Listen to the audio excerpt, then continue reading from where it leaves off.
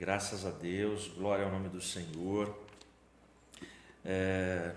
Se você está aí na sua casa, ou no seu trabalho, sei lá onde você está, que país, que bairro, apartamento, casa, sítio, no nosso estado ou longe dele, pega a sua Bíblia agora, abre a sua Bíblia, seja ela uma Bíblia física, um livro como o que eu estou segurando, seja no seu celular, abre o seu aplicativo, na carta, no livro aos Hebreus, no capítulo 12. A gente vai falar sobre esse tema, corra com paciência. E parece um paradoxo, né? Correr estando isolado, correr estando parado. É disso que a gente vai falar um pouquinho, e eu peço que você se mantenha com muita atenção e oração nesse momento. Deixa eu ler aqui o verso 1, em nome de Jesus, para a nossa reflexão. Portanto, visto que nós também estamos rodeados de uma tão grande nuvem de testemunhas, deixemos de lado todo o peso e o pecado que tão de perto nos rodeia e corramos com paciência a corrida que está proposta diante de nós. Amém? Tenta imaginar um pai que ele precisa, por motivo de força maior, ele precisa dar fim à vida do seu filho, desligar os aparelhos, ele precisa sacrificar o seu filho. Tenta imaginar um bebê, um recém-nascido, que não tem a proteção de um pai e simplesmente é jogado nas águas de um rio muito volumoso, muito grande. Tenta imaginar você também sem o seu pai por perto, sem a proteção do seu pai. Tenta imaginar você tendo que enfrentar na escola um grandão. E eu estou falando de grandão. Eu estou falando daqueles grandões que vivem quase que todo dia na academia, sabe, ratos de academia. O cara tem 2 metros, o cara já é grande por natureza, já é forte por natureza e ainda vai na academia. O cara tem uns braços que é maior que a minha coxa, o cara é forte demais, o cara, além de fazer musculação, também pratica karatê, muay thai, jiu-jitsu, o cara é muito forte. E eu sou pequenininho, sou fraquinho, sou raquítico, enfim, e eu tenho que enfrentar esse cara. E aí eu vou enfrentar esse cara e tem um monte de gente olhando, tem torcida olhando, tem gente apostando, não, o Edmilson já perdeu. E eu só tenho pedrinhas para atacar nesse cara. Essas 3 situações que eu te contei, e mais algumas dezenas, estão no capítulo 11 de Hebreus. A gente leu o primeiro verso do capítulo 12. E o primeiro verso começa assim: portanto, visto que estamos rodeados por uma tão grande nuvem de testemunhas. Quem são essas testemunhas? São os caras do capítulo 11. O portanto, a palavra portanto tem a ver com uma conclusão daquilo que a gente falou. Sabe quando você argumenta pra caramba nas suas conversas, nas suas DRs, e aí no final você fala, depois de tudo que você argumentou, portanto, é assim. Então, o autor aqui desse texto, no capítulo 12, na verdade, ele está dando sequência ao capítulo 11 e está concluindo. Então, essa grande nuvem de testemunhas são esses grandes heróis da fé que aparecem no capítulo 11. Então, eu falei para você de Abraão, no sacrifício que ele foi desafiado a fazer em relação ao seu filho. Eu falei em relação a Moisés, no cestinho, no rio Nilo. E eu falei sobre Davi tendo que enfrentar Golias. E outros heróis aparecem no capítulo 11. Heróis, por exemplo, como Sansão. Então aparecem homens que têm os seus defeitos, e têm os seus defeitos e pecados publicados, registrados, impressos na Bíblia Sagrada. Esses pecados não ficam ocultos, não são escondidos da gente, mas eles lutaram a luta deles, eles correram a corrida deles. E são essas testemunhas que nos cercam. A ideia do autor é: agora é a nossa vez, agora é o nosso turno, agora é o nosso momento. Então nós estamos rodeados de uma tão grande nuvem de testemunhas. Agora, ele diz também no texto que tem duas coisas que nos atrapalham: peso e pecado. Algumas traduções, de repente é a que você tem aí na sua casa agora, algumas traduções falam de coisas que nos embaraçam, e essa tradução fala de peso, que é, em síntese, a mesma coisa. Nós somos embaraçados, são coisas que pesam, são coisas que atrapalham a nossa corrida, mas não são pecado. Por isso ele faz essa distinção, peso e pecado. Mas coisas que atrapalham, coisas que pesam, se elas não forem tratadas, administradas, elas podem se tornar pecado. É pecado, por exemplo, vai me embaraçar, eu entrar num bar depois que eu saio do meu trabalho, que eu estou morrendo de sede, pedir uma água e beber uma água? Não. Pode ser que não seja o melhor ambiente, aquele boteco, com tudo que se fala ali, com tudo que rola ali. Mas se entrar nesse boteco, que não é um pecado eu entrar ali tem um dono do bar que trabalha, que vive daquilo, vende produtos que são bons como a água, vende a coxinha, vende o salgado dele, vende o lanche dele. Eu entrar ali, se isso se tornar um hábito, e esse hábito for me puxando para outras práticas, outros vícios, aquilo que me embaraçou no começo, que era um peso no começo, se torna um pecado. Então percebe, essas duas coisas atrapalham a nossa corrida. E aí ele vai terminar o versículo dizendo: corramos com paciência a corrida que nos foi proposta. Corrida que nos foi proposta indica também que cada um de nós tem uma corrida específica, cada um vai ter um propósito, uma história, uma vida para viver.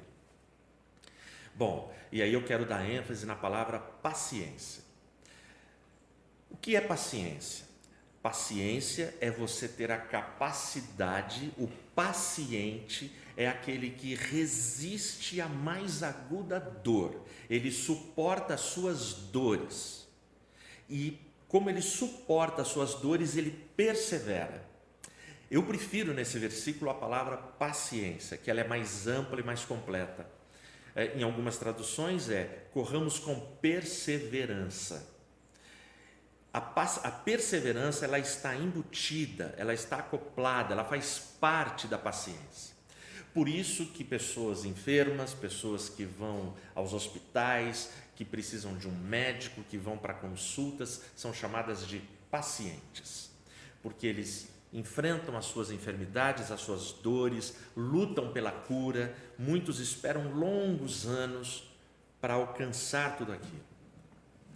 Portanto, pode parecer uma contradição, você precisa correr com paciência. Vai falar para um adolescente de 18 anos que acabou de tirar a sua CNH, sua habilitação, dá para ele um carro 2.0 turbo e fala para ele: corra com paciência. Você vai ver se ele vai correr com paciência, com uma máquina daquela na mão. Corrida me parece que passa a ideia de velocidade, eu quero chegar, eu preciso ganhar. E aqui o texto vem e fala: corra com paciência. Ou seja, que a gente precisa ter paciência na corrida. E aí, voltando para peso e pecado, todos nós, ninguém se livra, todos nós estamos envolvidos em peso e pecado. Todos nós somos pecadores e todos nós temos as coisas que nos embaraçam. Então, olha só, deixa eu falar de mim um pouquinho, só para você entender. Eu estou com 55 anos, eu preencho aquela parcela da população que está em grupos de risco, não pela idade, porque é acima de 60 anos, eu ainda não tenho, infelizmente, direito às vagas dos idosos, embora os meus cabelos brancos eu chego nos lugares, o pessoal que cuida de estacionamento já vai tirando o cone e liberando a vaga porque vê o meu cabelo branco. Mas tudo bem, falta 5 anos ainda. Olha só, mas eu tenho desde o meu nascimento bronquite asmática e alérgica, portanto, eu sou um cara que tem sensibilidade, eu tenho uma imunidade não tão boa para enfrentar a minha asma. Portanto, eu sou um cara que preciso de cuidado, de preservação, de isolamento. Bom, por que eu estou falando isso para você? Logo que nós nos mudamos para Campinas, e eu estou falando de 40 anos atrás, eu tinha 15 anos, os meus pais estão assistindo a gente agora, eu não sei se o meu pai vai lembrar. Logo que a gente mudou, lá em São Paulo eu tinha muitas crises, né? Por ano eu tinha 3, 4, 5, 6 crises. E logo que a gente mudou, eu tive uma crise muito forte. E nessa crise muito forte, eu fui ser consultado, eu fui no médico, o médico deu os antibióticos, não resolveu, e eu não sei porquê, eu não vou lembrar exatamente, isso tem 40 anos, o médico receitou uma injeção que, quando a gente fala o nome, as pessoas tremem, as pessoas se abalam. Bezetacil. Eu não sei quem já teve que tomar Bezetacil. Não sei aqui nessa sala, alguém já tomou? A Tal tomou, meus filhos não, a minha esposa eu sei que sim, a Regina fugia, ela virava de ponta cabeça a farmácia quando ela conta a história dela, mas dói, né, Tal? Muito. Dói muito. Então, assim, foi uma vez na minha vida, eu tomei a Bezetacil, gente. Eu lembro que eu cheguei em casa, eu fui para o meu quarto, eu deitei, e quando eu tive vontade de ir ao banheiro, eu tentei levantar e eu caí. Eu não conseguia manter a minha perna, de tanta dor. Quem me ajudou? Meu pai. Meu pai veio, me ergueu, e o meu pai tinha que me levar ao banheiro nas necessidades, o meu pai tinha que me levar ao banheiro na hora do banho, porque eu sozinho não conseguia. E eu fiquei desse jeito por 3 dias.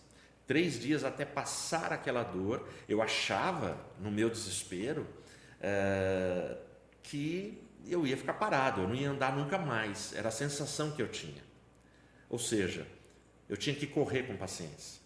Naquele momento eu tinha um remédio muito forte ministrado no meu corpo, que era a Bezetacil, e eu tinha que enfrentar aquela dor e eu precisava ficar de boa. Quem me socorreu? O meu pai. Foi o meu pai, aquele senhorzinho simpático que você viu aparecer aqui, do lado da minha mãe, que não falou nada, mas o tchauzinho dela valeu o vídeo. Então, olha só, então isso aconteceu comigo.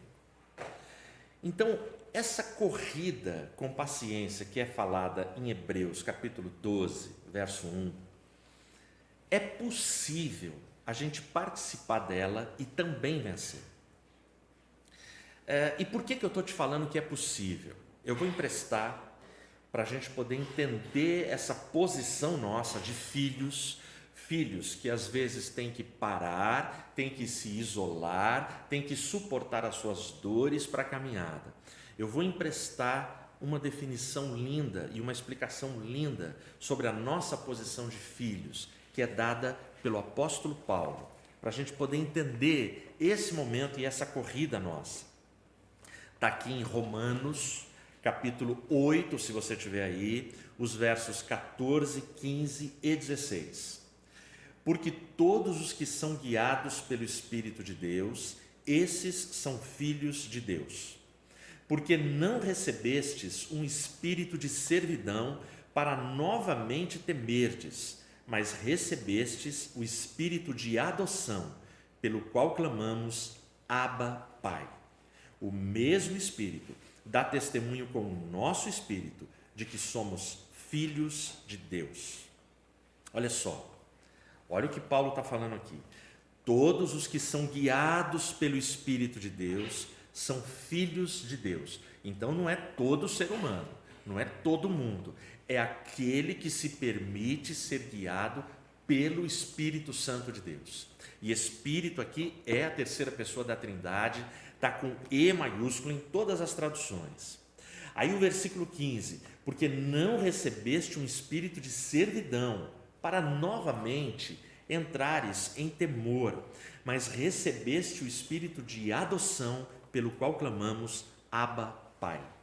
Então vamos lá, vamos falar um pouquinho sobre adoção. Adoção, no nosso país, no Brasil, nós temos, eu vou falar em números redondos, não os números reais, mas só para você entender. A gente tem uma realidade mais ou menos assim: você tem 4.000 crianças para serem adotadas no Brasil e você tem 40.000 famílias querendo adotar. A lógica seria a gente pensar assim: bom, então está sobrando família e faltando criança para adoção, portanto não deveria ter criança nos abrigos, nos lares sociais, não deveria ter. Ou seja, por que tem criança ainda para adoção? Entendeu? Porque existe uma burocracia muito grande, a dificuldade é grande para você adotar, não é tão simples, porque o estatuto da criança, ele vai priorizar que primeiro essa criança sejam feitas assim várias tentativas para que ela possa se reintegrar, que ela possa se ressocializar com a sua família biológica.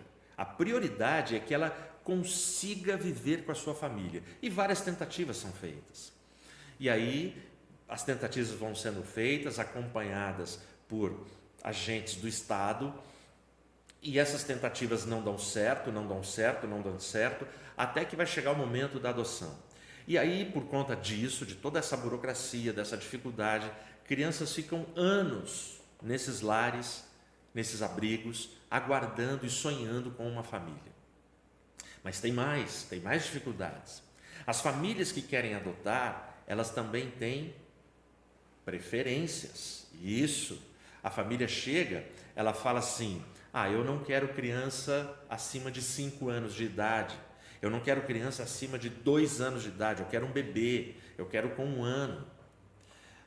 Outras características: eu não quero uma criança que tenha irmãos, porque irmãos no futuro vai dar problema. Eu quero uma criança que seja filho único. Eu não quero crianças que venham com doenças. Portanto, imagina, se eu estivesse num abrigo, esse menininho tem bronquite asmática e alérgica, esse não serve, eu ficaria. E nessa lista de critérios aparece um monte de coisa. Então muita gente vai para adotar, quando chega lá não tem o ser humano do jeito que essa pessoa queria. Pode te parecer cruel, mas é assim que é assim que funciona. E a outra coisa também, além de toda essa peregrinação de muito tempo, muitos anos, muita documentação, grana envolvida, ou seja, não é fácil adotar uma criança. E o texto vem e fala que nós somos filhos de adoção. E uma das explicações populares mais bonitas que tem é que o filho adotado, ele é o filho do coração. Exatamente, ele é o filho do coração. Por que é o filho do coração? É a criança que eu fui lá e escolhi. Eu quis aquela criança. Note, aí o texto vai dizer que como nós somos filhos de adoção, nós clamamos, Abba, Pai. Para você entender, essa expressão no Novo Testamento aparece apenas 3 vezes. A primeira é no Evangelho de Marcos, 14:36, quando Jesus está no Getsêmani e ele pronuncia, falando com o Pai, ele fala, Abba, Pai, todas as coisas te são possíveis. Se for possível, passa de mim esse cálice. Se não for, seja feita a tua vontade. Então Jesus está num momento de profunda dor. Ali ele precisa de ter uma corrida com paciência. Ele precisa enfrentar a sua dor, ele precisa aceitar a sua dor. E porque ele está pertinho da crucificação, então ele clama, Abba, Pai, se possível passa de mim esse cálice. Ou seja, Jesus ele está intimamente, o texto fala que ele chega a transpirar sangue, tamanha a sua agonia, tamanha a sua amargura, tamanha a sua tristeza naquele momento. E aí Paulo mais tarde, aos Gálatas, no capítulo 4, versículo 6, ele vai confirmar o que Romanos fala aqui no versículo 15, no capítulo 8, ele vai confirmar a oração de Jesus, o que ele falou aos romanos, ele vai falar aos Gálatas no verso 6 do capítulo 4. Visto que vós sois filhos, o Espírito do Filho de Deus vem a vós, para que vocês também saibam clamar Abba, Pai. Portanto, esse Abba, Pai é algo que pertence aos cristãos, porque o Espírito de Deus vem sobre nós e nos ensina a clamar dessa forma. Então agora vamos entender o que significa Abba, Pai.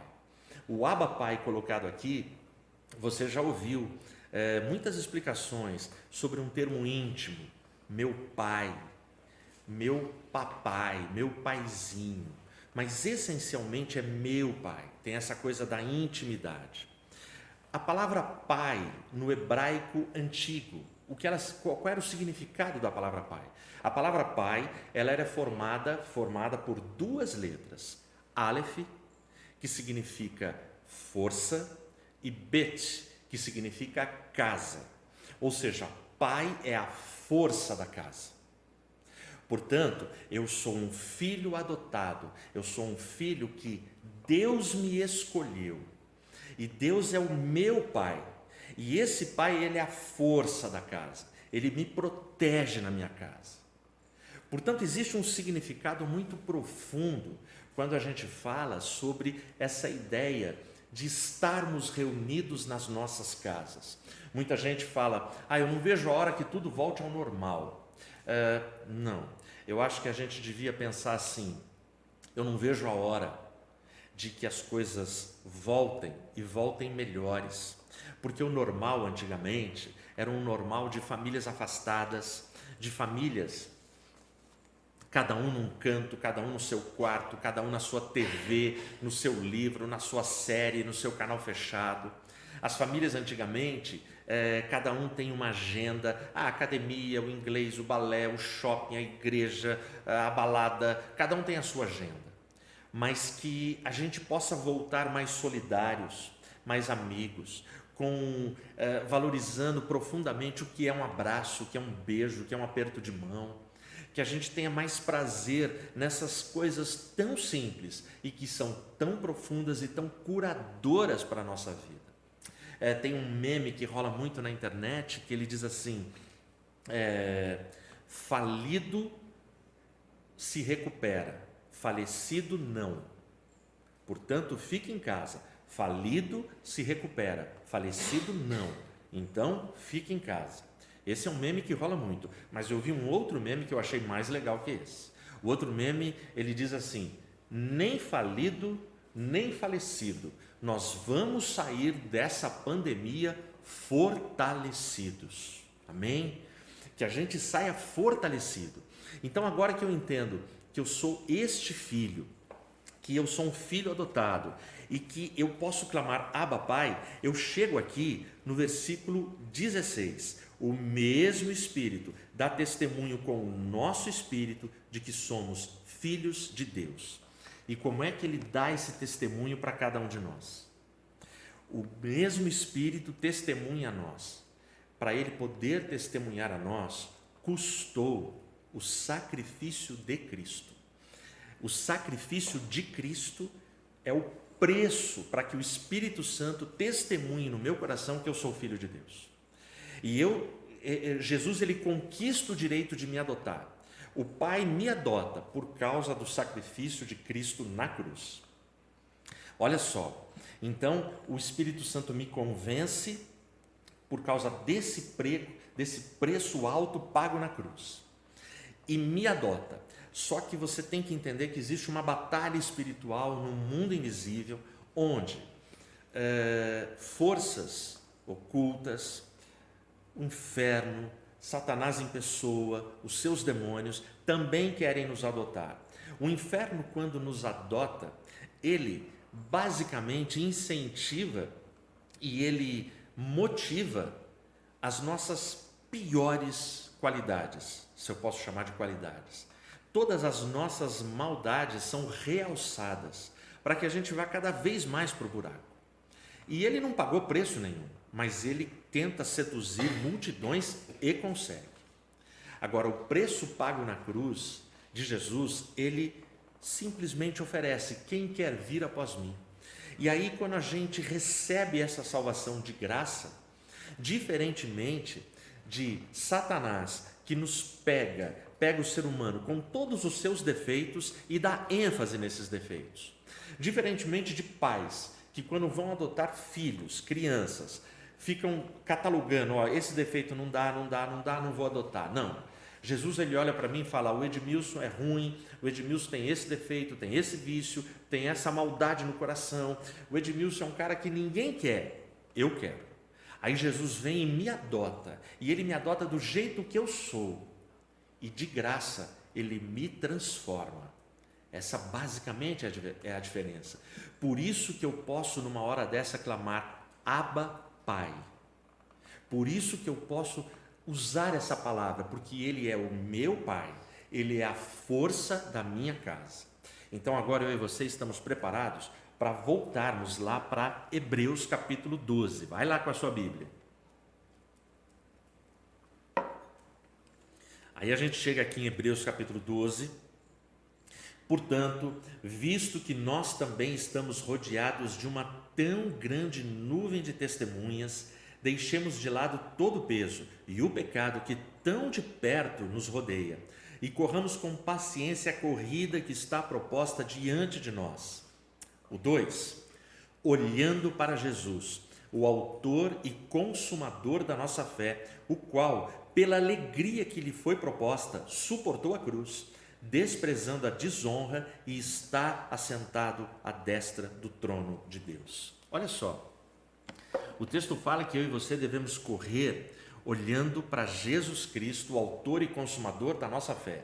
E ele diz assim: o qual é Jesus, pela alegria que estava proposta para ele, ele aceitou a cruz. Que alegria é essa? Se ele já era rei, ele já era o criador do universo, ele já tinha o seu lugar de glória, todo santo, todo poderoso, eterno, ele não tem princípio, não tem meio, não tem fim. Qual foi a alegria que foi proposta para ele? Sabe qual foi? A alegria que foi proposta para Cristo. Qual foi a proposta? Ó, você precisa ir, você precisa morrer, você vai ser morto numa cruz, você vai passar por tudo isso. A alegria dele era justamente vir para salvar vidas, era adotar filhos, para que milhares pudessem clamar Abba, Pai, para que milhares pudessem ser salvos. Essa era a alegria de Jesus. Bom, primeira carta de João diz que nós amamos porque ele nos amou primeiro. Capítulo 4, verso 9. Nós amamos porque ele nos amou primeiro. Eu vou terminar essa reflexão, deixa eu te contar uma história muito bacana que aconteceu na Espanha, em Barcelona, em 1992. Tinha ali uma corrida, alguns corredores nas raias, aquelas corridas de tiro rápido, tiro curto, e na raia 5, na pista 5, estava Derek, o nome do atleta. Esse cara, ele se classificou para aquela final. Ele era, naquele ano, o favorito para ganhar a medalha. Esse cara, ele treinou anos, aquele era o momento dele, o momento de glória dele. Todo mundo estava com o olho voltado para ele.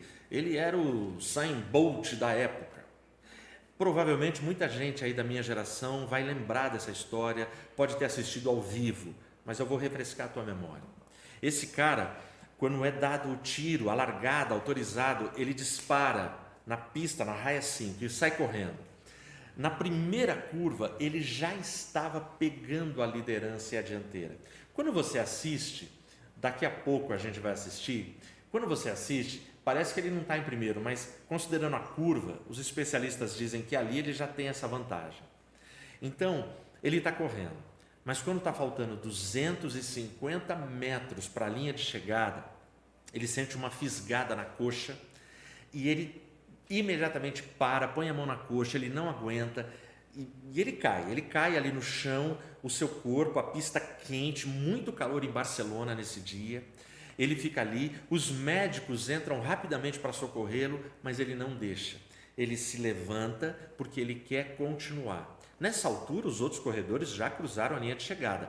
65 mil pessoas naquela arena, naquele estádio, ficam olhando, querendo saber como é que vai ser. Aí ele levanta, ele não deixa ninguém tirar ele da pista e socorrer ele, e ele segue mancando, e ele vai mancando, mas a dor dele é muito forte. De mancar, ele começa a pular num pé só, basicamente, por causa da dor. E todo mundo fica apreensivo, as pessoas ficam olhando, meu Deus, o que vai acontecer? E vem gente, fiscais de pista, tentando tirar. De repente, um homem salta da arquibancada, pula e vem em direção a ele. Um segurança tenta ir até ele, ele empurra e ele abraça o Derek. É um senhor de boné, era o pai do Derek. E aí ele abraça o Derek e vai. E você vai ver no vídeo que outros fiscais ali tentam vir e falar com ele, e o pai dá uma ordem e fala, faça daqui, é meu filho. O Derek, nesse dia, ele chega e fala, não pai, não, eu vou conseguir. O pai dele usa uma única frase, o pai dele abraça ele e fala assim, filho, nós vamos terminar isso juntos. Tem um momento que o Derek enterra o rosto no ombro do pai, aos prantos, chorando, e o pai de leve afasta ele, querendo dizer o seguinte, não tem do que se envergonhar, você começou isso e você vai terminar. Os dois choram, e ali já não é o choro por causa de uma medalha de ouro, prata ou bronze, até porque ele não subiu no pódio naquele dia, ele não ganhou medalha nenhuma naquele dia, mas ele se tornou o cara mais famoso daquela Olimpíada em 1992. E aí eles cruzam a linha de chegada. Quando eles cruzam a linha de chegada, 65 mil pessoas chorando no estádio ficam de pé para aplaudir. Presta atenção. O meu pai, quando eu tive a minha crise da bezetacil, ele também me abraçou da mesma forma. E o meu pai, ele veio me abraçar e ele veio me ajudar, me carregar dentro de casa, porque ele via as dores que eu estava enfrentando. O pai do Derek, ele sai da arquibancada e desce até a pista porque ele vê no rosto do filho as dores que o filho está enfrentando. E ele desce, abraça o filho e diz para o filho, nós vamos terminar isso juntos. Deixa eu te dizer, eu não sei o que está acontecendo na sua casa, na sua família, mas eu sei o que está acontecendo no mundo e na minha casa. E nós não estamos sós, nós temos um pai, é o nosso Abba, o nosso papai. E ele junto com a gente, ele nos abraça e ele nos garante, vocês não vão terminar sozinhos esta corrida, a gente vai terminar junto ao nosso Pai. Que Deus te abençoe, que você seja esse filho. E agora a gente vai assistir um vídeo rapidinho dessa corrida em Barcelona em 1992. Pode colocar, por favor.